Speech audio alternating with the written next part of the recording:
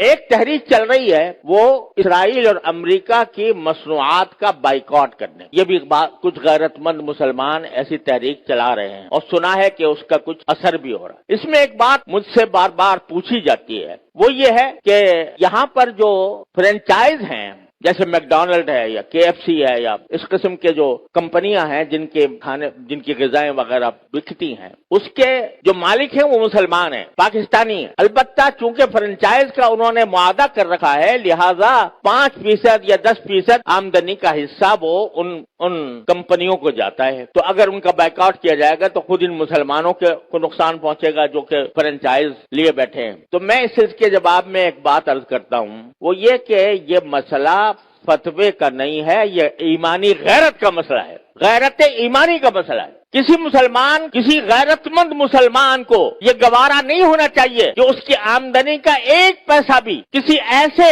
شخص کو پہنچے جو اسرائیل کو مدد دے رہا ہے۔ یہ انسان کی ایمانی غیرت کا تقاضا ہے۔ یہ کہنا کہ بھئی 5% جاتا ہے، اب 95% تو ہم کھاتے ہیں۔ ارے بھائی 95% آپ کھا چکے، بہت الحمدللہ، کافی آپ نے نفع بنا لیا۔ اب آپ یہ تو کر سکتے ہو کہ اس فرنچائز کو ختم کر کے اپنا کاروبار شروع کر دو۔ اگر اس کو ختم کر کے اپنا کاروبار شروع کرو گے تو ذرا تھوڑا سا پتہ تو چلے گا ان کو کہ یہ جو ہم دنیا بھر کے اندر ہم اپنی مصنوعات چلا رہے ہیں، دنیا بھر میں ہمارا سکہ چل رہا ہے، اس کا کچھ اثر تو ہوگا۔ یہ کہنا کہ 5% جا رہا ہے ان کو اور ہم نے 5% جا کے کیا اس میں کیا فرق پڑے گا؟ آپ ذرا یہ سوچو کہ اگر کوئی میری آمدنی کا 50% نہیں 1% کسی ایسے شخص کو پہنچ رہا ہو جو میرے باپ کے قتل کی سازش کر رہا ہے، گوارا کرو گے کہ میری آمدنی کا 1% ایسے شخص کو دیا جا رہا ہے جو میرے باپ کے قتل کی سازش کر رہا ہے یا میرے قتل کی سازش کر رہا ہے؟ تو یہاں اس کو 1% اور 2% اور 5% سے ناپو گے۔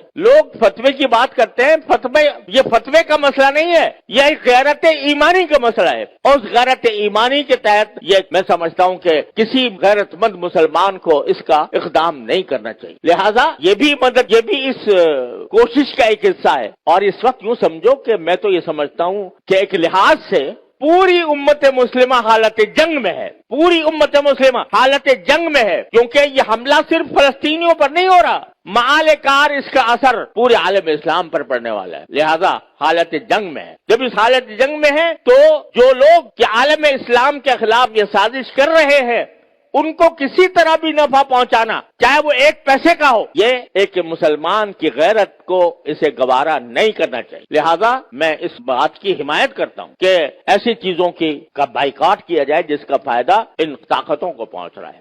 تو اپنی سی کوشش کرو، اللہ تعالیٰ سے دعا جاری رکھو، کوئی وقت خالی نہ جائے جس میں اللہ تعالیٰ سے نہ مانگا جا رہا ہو، اور پھر اللہ کے فیصلے پر راضی رہو۔ پھر جو اللہ کا فیصلہ ہے وہی برحق ہے، وہ ہماری خواہش کے مطابق ہو تو برحق ہے، ہماری خواہش کے خلاف ہو تو برحق ہے۔ تو بس یہ ہے پریشانی کا علاج۔ اللہ تبارک و تعالیٰ اپنے فضل و کرم سے ہم سب کو اس پر عمل کی توفیق عطا فرمائے۔ وآخر دعوانا الحمدللہ رب العالمین۔